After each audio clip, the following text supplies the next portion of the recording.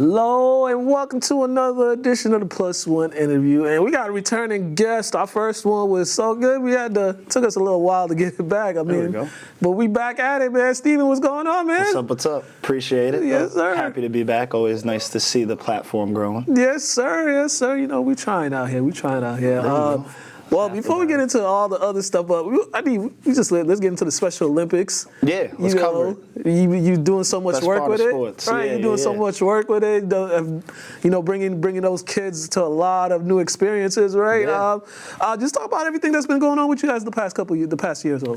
Yeah, so last 2 or 3 years I've been working with Special Olympics as the director of city initiatives. So really looking at building out programming in some of these cities where there's a lot of layers to making it accessible. I think when we think accessible with autism or intellectual disability, you think like a wheelchair ramp, and it's very different for us. A lot of our kids physically are capable. It's where the practice is located. What time for a family is it next to the neurotypical practices or youth sports that are going on? So really just trying to examine that in different cities. Lawrence, Lynn's one of them. Boston's the major one, but all the way throughout to Springfield. And it's awesome. We have 23 sports. Yeah. We service anybody as young as age 2. It's free.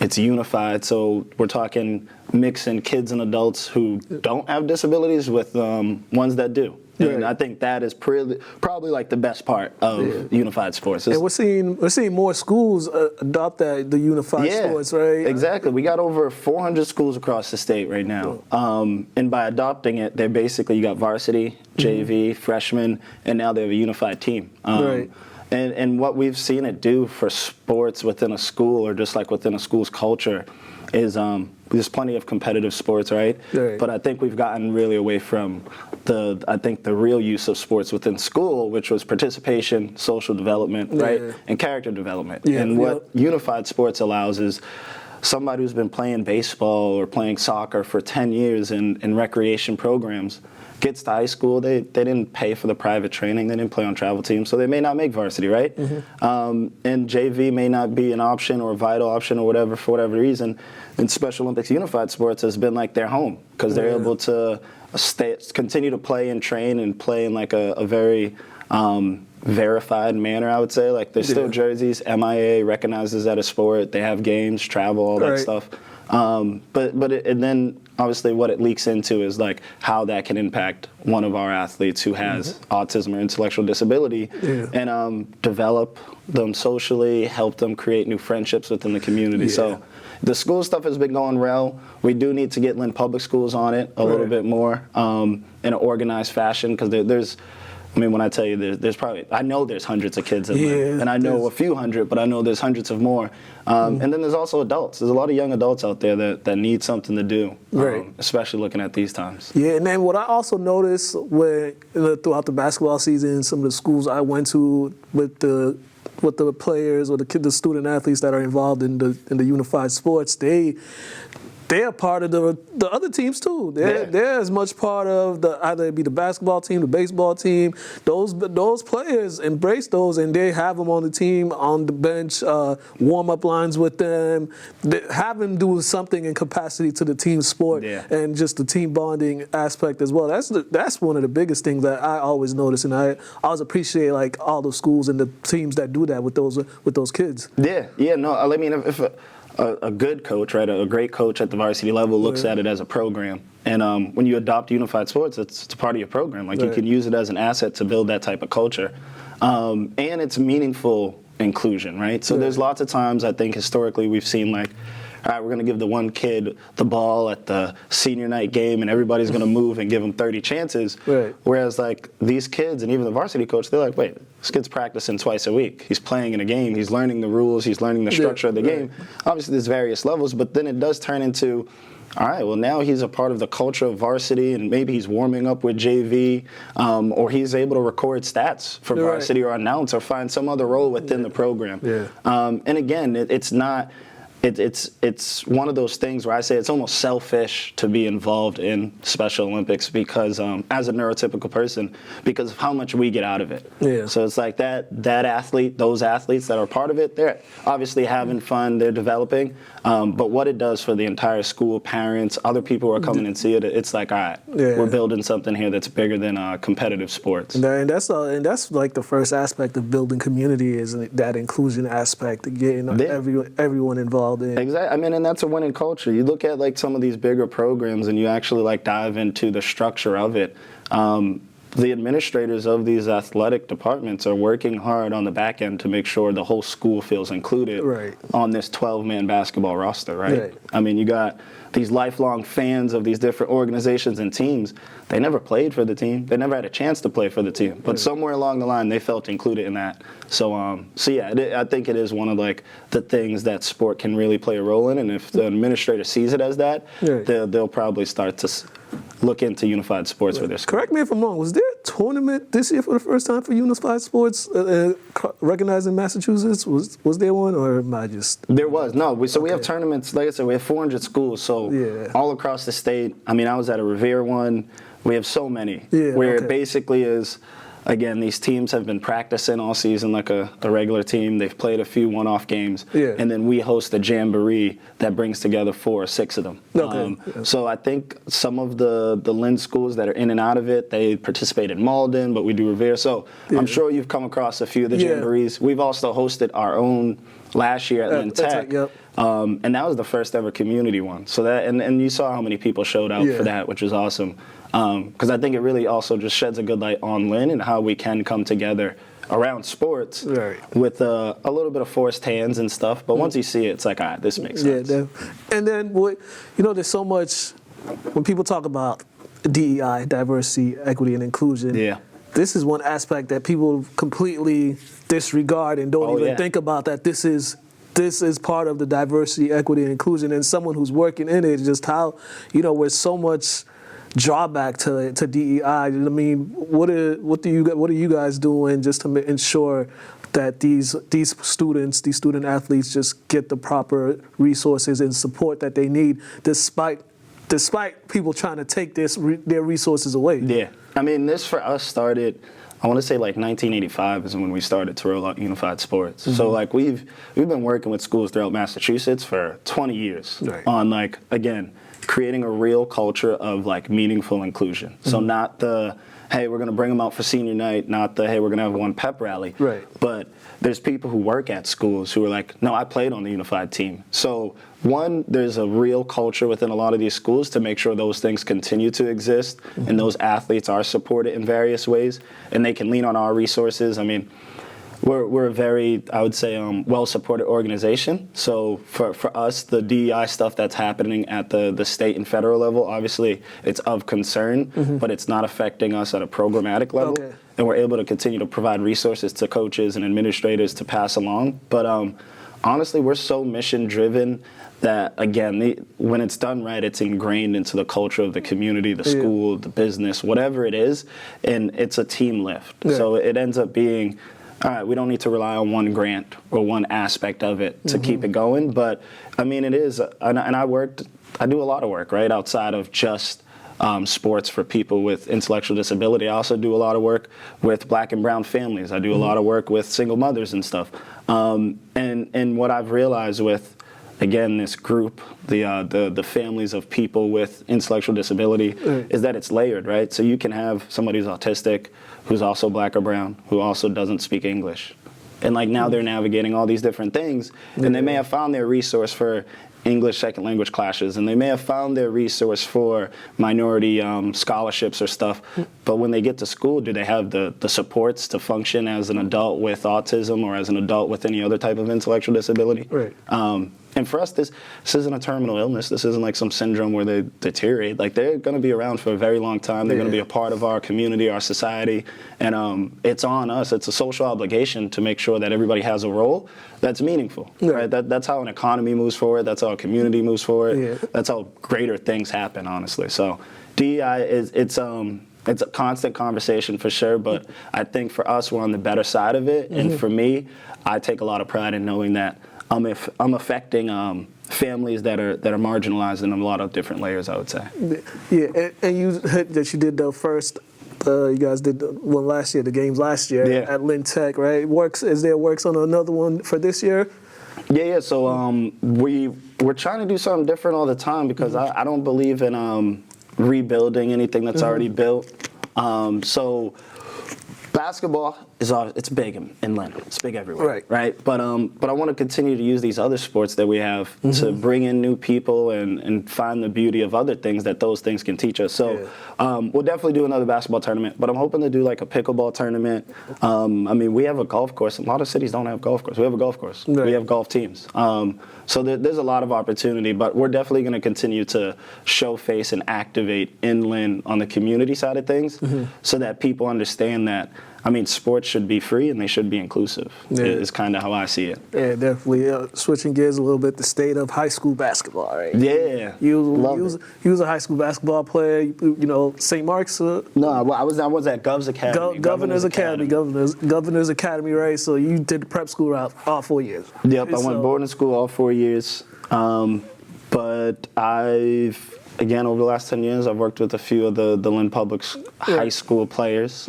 And gotten to know them. I've known over the years. I've been coached by some of the coaches that have been in there. Right. And then obviously a lot of the people who have gone through the systems are my friends. Right, definitely, right? So, you know, what the landscape has completely changed where now everybody's pushing. They got to go to a governor's academy. They got to go to a Rivers Academy, right? The public schools is being dried out. The talent is being dried out, right? From your point of view, how do you view that and just see how this is just like the good and the bad? Because there's good to it, but there's a lot of bad to it as far as just like shaping cultures of schools and all that. I mean, you can't really build school cultures in the public schools like you used to anymore because, you know, you have a guy, if he's going off 20, 25 points a night, most likely a prep school is going to see a film of him and they're going to come and talk to the parents and sell them a dream and see where it goes from there. Sometimes it's a good thing, sometimes it's not so good. So, right?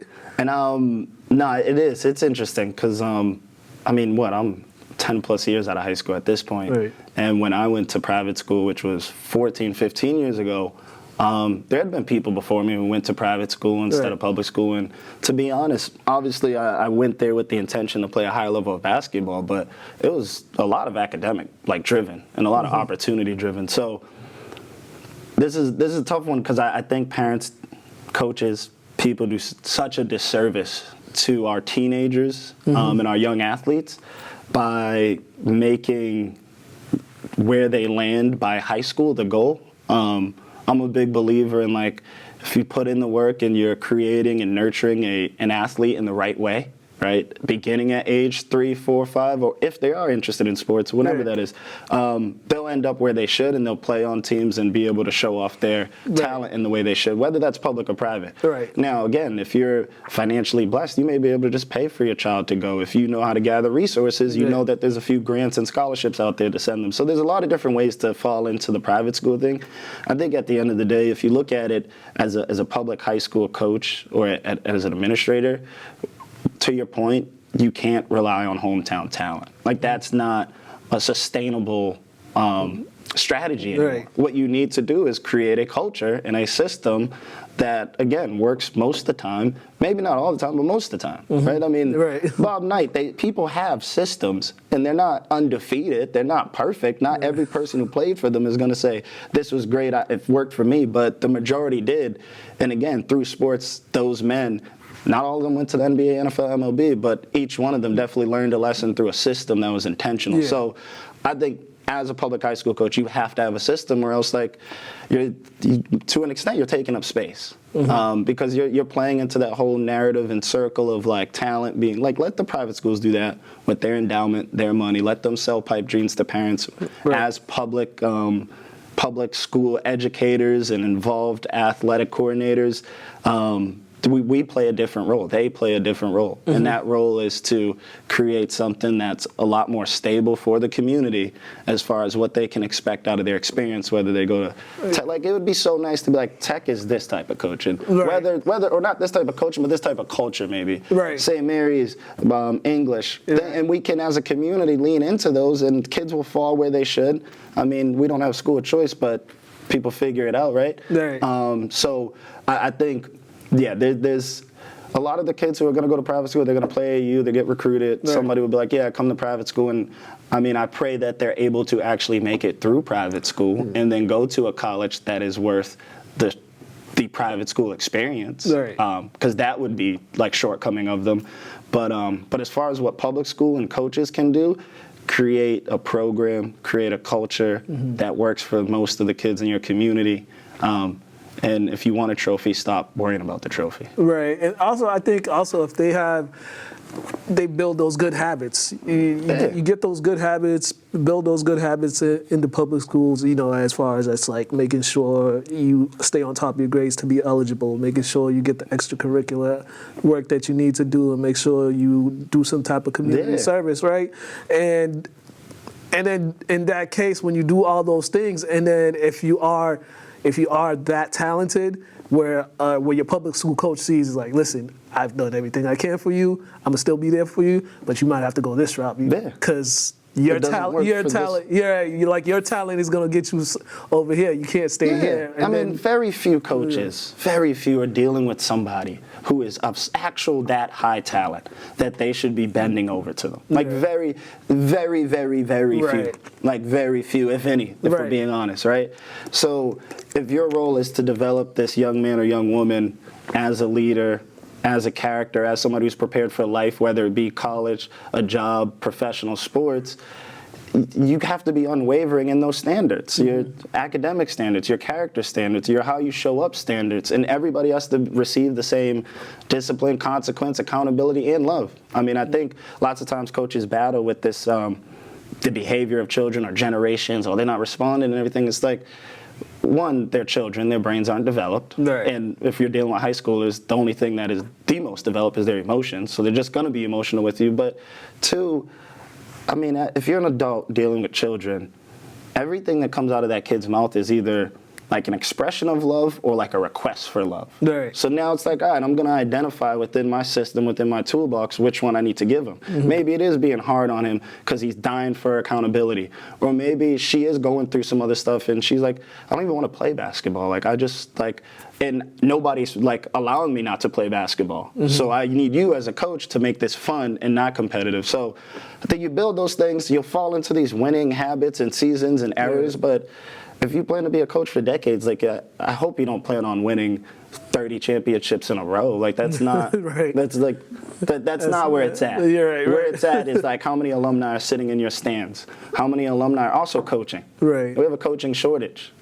Clearly, there's a reason people don't want to coach. Yeah, a coaching short. Man, that's another thing. So even this off season in high school basketball, so many coaches have stepped down, let go, whatever. Yeah. But it's so many changes, and then trying to get a new coach, that's a whole nother process as well. Because a lot of coaches, they don't. You know, I talked to one coach last week. He was telling me sometimes he just be like, I don't want to deal with this no more. But then he remembers he's doing it. He ain't doing it for He's doing it for the kids. So that's what keeps him there. But it's like dealing with the people in the crowd and the parents that are constantly saying something and like that. You know, one coach told me she resigned because I think her AD called for a meeting. Mind you, the season's already over. AD's calling for a meeting, and this is public high school. Yeah, this is public high school. She want to know what the meeting's about, and you know, she smelled the BS from it. So she was like, I ain't dealing with all this. I don't get paid enough to do all that. And that's what's unfortunate. And that's what we've been talking about, the coach's role.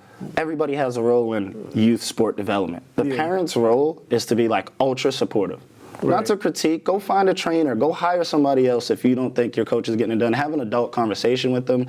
but not public. Like, your job is to be supportive of your child, of their teammates, of the program and the school's mission, and the coach. Because I don't know a coach that's getting paid insane amounts of money to coach anywhere that's above, what, D1 college? Right. So all of them are making some type of sacrifice with their family or their pockets to be there. I'm not saying they're all good. I'm not saying, like, oh, hats off. But, like, as a parent, your role is to be thankful so we don't have a shortage of coaches in 10, 15 years. And now your complaint now is, well, nobody's showing up to my kid's practice. Right. Right? So it's like, there is so much back and forth with the parents, administrators, and I think parents have started to creep into this role of being some type of sports agent. And it couldn't be, like, further from the truth when your child is, I mean, we got these kids fighting for maybe 100 or 200 jobs a year that will give you millions if you're that good for 10 years out of your 60, 80 years of existence. So it's like, sports are not a means to wealth. Sports are not a means to success within,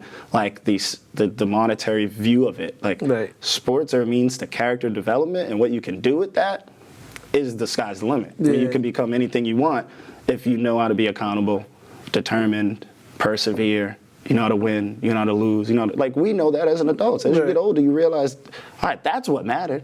Yeah, and then also some people have to have self-reflection, like, you just be a parent, just watch the game, cheer. You got so much on your plate as a parent. You got to keep up with your son's grades or your daughter's grades and their health care. You might have another kid. You might have a spouse. You also want to be your kid's, like, trainer and everything when there's somebody trying to do it that maybe just needs some support. And then you might have to be, you know, your kids' friends too. So those are like your extra kids too. Exactly. So it's like just be that ultimate support system. And obviously, you know what's best for your child at times, not all the time, at times, and speak up and advocate. But, like, the back and forth and the ultimate critiquing of people who are, if they're trying genuinely as hard as they can, then, like, come on, that got to be it. Yeah, man. Yeah. It's rough out here. It's rough. It is. But I mean, shout out to all the coaches that stick through it, because there's a lot of coaches, they just completely block that noise how they like. Yeah. Okay. And I think it's the ones with a system that has worked more often than it hasn't. There are going to be seasons that suck. There are going to be times or whatever. There's going to be rebuilding, whatever, especially the longer you coach. But if year over year, the parents, the families, the administration know what to expect out of it and what they might get out of it if they buy in, I see you being there and being very successful and happy athletically, for sure. Yeah, definitely. And quickly before we get out of here, because we got shit, time is running out. You know, we both Celtics. I mean, it's tough. It's tough. It's tough. Speaking of coaches, Joe Mazzulla, I like him a lot, but like I was saying earlier, he's one of those ones. He's a system guy. He I think expects to be in Boston for a while, and he's willing to make some points right now, based off of the way this team's playing. I mean, if we make a few more threes, nobody's talking about this. If Jason Tatum wasn't, like, potential torn Achilles right now, let's talk about it. But they at the end of the day, at that level, you just got to be better. Like, you have open shots. You're a pro. You have to make shots. And you have to not play with your food. Yeah, like all that others, we can't, try harder or call a time. No. Make your shots. Make your shots. Like, make your shots. Go to the hoop. Make your shot. Make your layups. Play some defense. This is what my friend always says about why he enjoys watching the girls basketball a lot, because when a girls team is head and shoulders better than another team, there's no... Oh, yeah. What happened the first two games? When they're up 20, that lead's going to go to 40. It go to 60. It's a much more programmatic type of offense and system where, listen, Jason Tatum can roll his ankle. We still swinging this ball to the left, and whoever's over there is 30% shooter. We're knocking it down. But they're not making shots. They make it harder on themselves, but they got a young, deep roster. So, like, they could still get out of this series, but what does this mean for next year and stuff? Yeah. And nobody wants to see New York fans happy. Nobody does. That's why I'm so mad about this series, dealing with New York fans. My man, appreciate it as always, man. We could go on for like 2 hours. But we could. We could, but we got to get out of here. You guys watch the +1 interview. Have a good one.